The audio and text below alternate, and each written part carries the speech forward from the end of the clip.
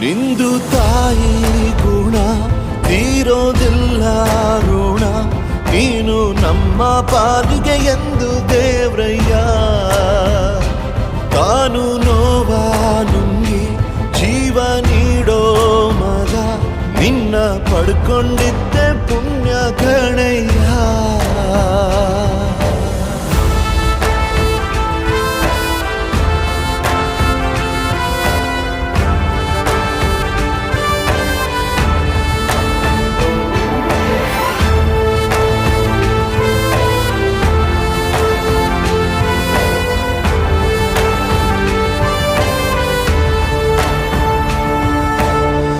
ಅನ್ನ ಕೊಡೋ ಭೂಮಿನು ಹೊಗಳುತ್ತಿದೆ ನಿನ್ನನ್ನು, ಊರನ್ನೇ ಬೆಳಗೋ ವಜ್ರ ನೀನು.